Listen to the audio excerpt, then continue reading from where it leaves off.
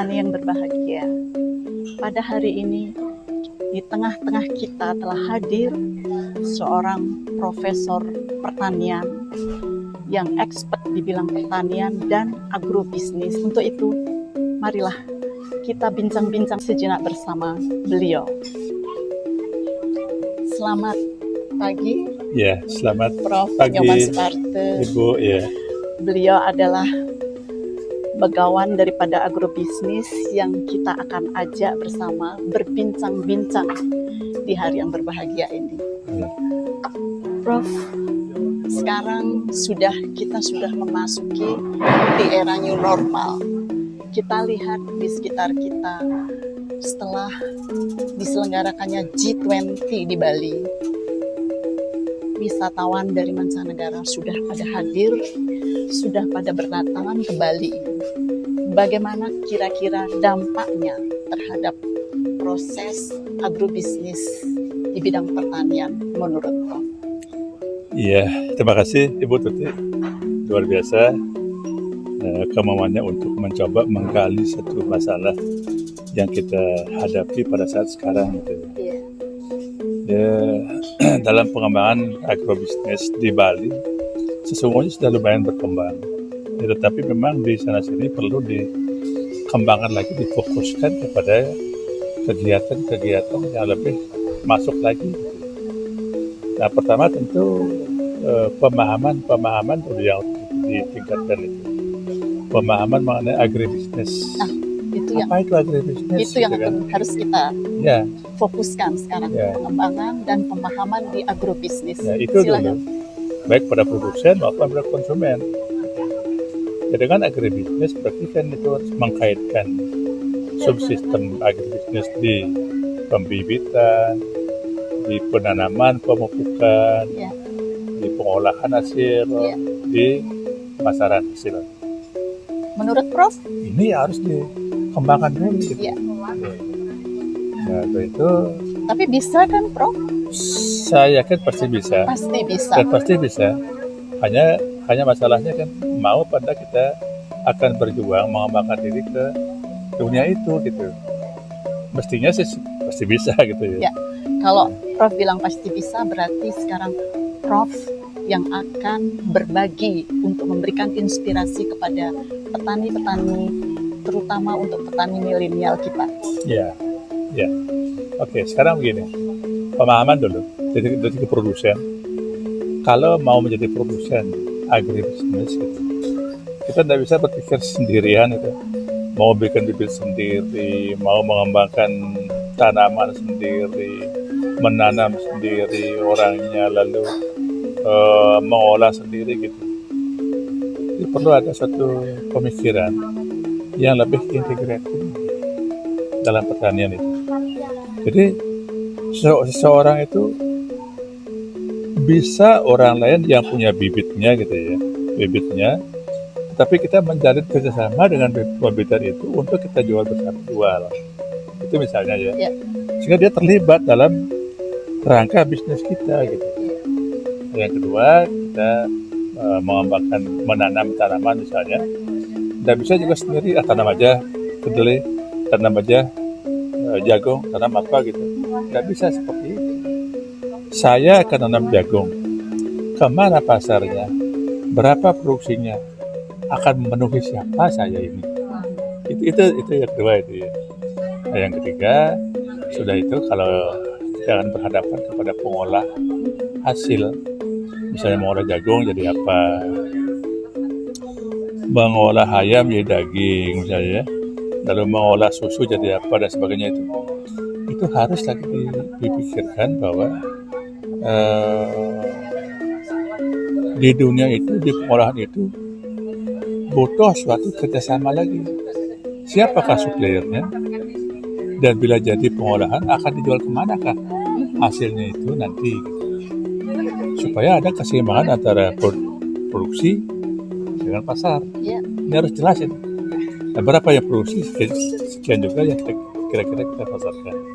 Apabila produksi lebih, pasarnya kurang, kita gali pasar lagi. Sehingga terjadi proses yang nyambung gitu. Iya. Nah, kemudian setelah itu pemasaran, lalu setelah produksi, lalu pemasaran. Oke. Pemasarannya kemana? Harus jelas dari awal itu. Kalau perlu ada survei lah. Kalau misalnya kalau saya produksi daging ayam misalnya, saya jual kemana? Oh, pasar saya ini. Kalau saya produksi misalnya jagung, jagung misalnya, akan saya jual kemana? Oh, pasar saya ini. Kebutuhannya segini. Itu yang harus jelas dulu dari awal bagi pihak produsen gitu. Jadi integrated, kolaborasi, dan tentunya diharapkan komitmen yang tinggi di antara semua instansi terkait ini. Betul? Iya. Selanjutnya? Nah, selanjutnya dari konsumen. Nah, konsumen kita harus punya prinsip gitu. Prinsip kemandirian, prinsip konsumsi. Akan kepada siapakah kita membeli, akan dapat apakah yang bisa memuaskan kita dalam membeli produk. Ini kita harus jelas dari awal. Nah, kalau sudah jelas dari awal semuanya, produsen sudah mengarahkan kepada konsumen berharap dari produsen, nyambung udah, pasti akan terjadi gitu. Nah, itu konsep agribisnis dulu. Ya. Kemudian bagaimana kita juga bersama-sama bisa menanamkan pemahaman kepada masyarakat, cintailah produk dalam negeri, produk kita sendiri. Jadi itu bergulirnya bisa di antara kita saja ya Prof. Bagus sekali. Bergulirnya begitu. Selanjutnya Prof. Nah, selanjutnya kan masalah keuangan sekarang. Dalam bisnis itu keuangan luar biasa itu nomor 1. Darahnya pengusaha, produsen, penjual, pemasar, semua ada pada keuangan. Itu yang harus dijamin betul zaman sekarang itu ya. Karena kalau kita mau berkembang, mau bertahan dalam kondisi apapun, uang itulah nomor 1 itu. Makanya hati-hati menggunakan keuangan, jangan sampai runtuh karena keuangan itu. Misalnya kita pada saat kondisi bagus, kita serasa gampang menggunakan uang kan, digunakan untuk ini, gunakan untuk itu. Tidak ada pemikiran akan seperti apa nasibnya nanti, belum tahu kita. Nah, kalau tiba-tiba terjadi masalah, beratlah kita. Oleh karena itu harus berhati-hati, jaga tensi, jaga volume dalam penggunaan uang itu. Bagaimana kita sebaik mungkin memanajemen keuangan maksudnya, Prof. Terus saya ingin tahu lagi, Prof, lebih dalam lagi. Apa yang Prof harapkan peran pemerintah dalam mendorong produksi pertanian kita supaya bisa lebih optimal lagi? Oke. Nah ini satu hal yang mutlak penting menurut saya ya. Di era sekarang di Indonesia, di Bali khususnya gitu. Jadi hubungan antara pemerintah dengan masyarakat tidak bisa dilepaskan, tidak bisa itu.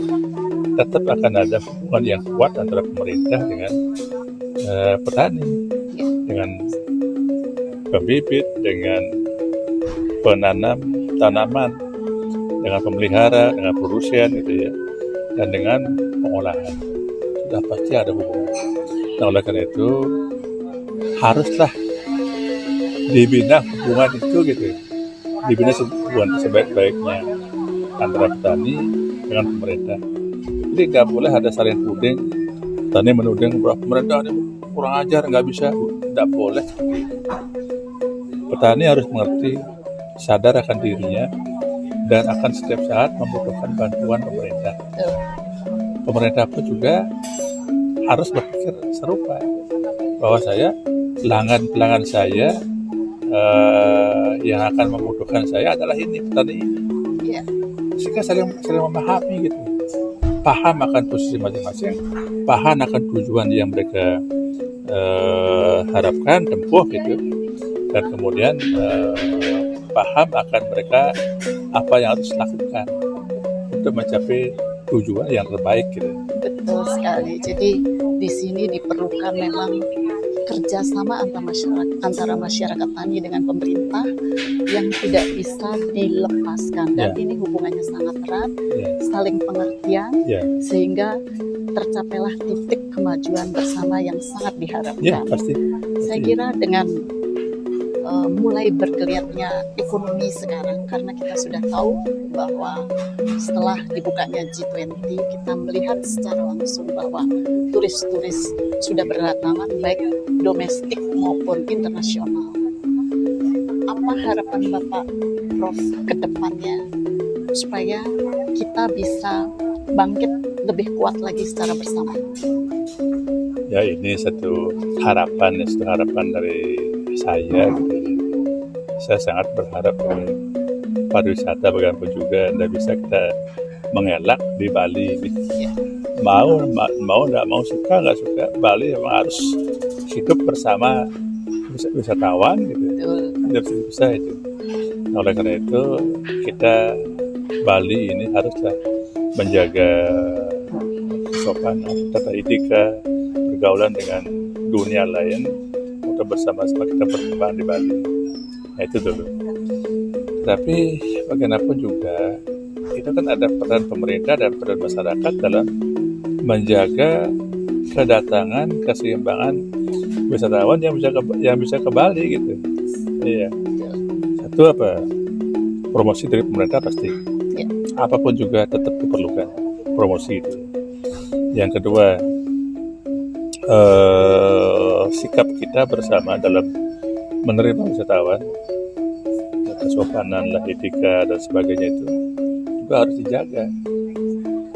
Nah, kemudian objek-objek yang penting, yang vital, yang baru, yang berkaitan dengan wisatawan memang perlu juga dibuka, dikembangkan, dihidupkan, ditumbuhkan gitu ya.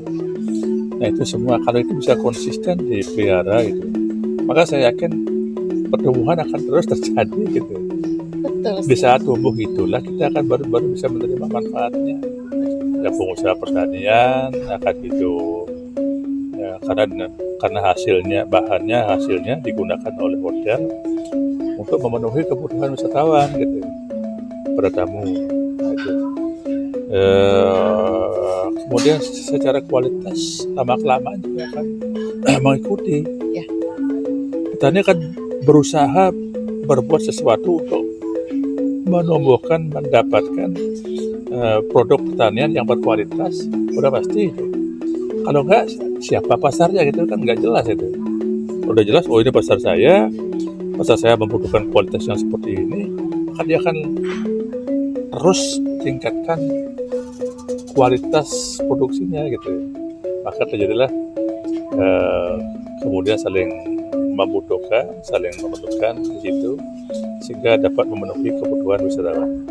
Nah, karena itulah maka wisatawan akan senang datang ke Bali gitu. Betul sekali. Nah, tadi saya dengar Prof bilang bahwa Bali tentunya harus bisa memenuhi kebutuhan pangannya secara mandiri. Bagaimana dengan hubungannya dengan transformasi teknologi? Ya, transformasi teknologi pertanian. Iya. Nah, kalau transformasi teknologi ini istilah yang pasti akan membantu sekali. Karena bagaimanapun kualitas produk apapun namanya di pertanian, peternakan, pasti akan membutuhkan teknologi.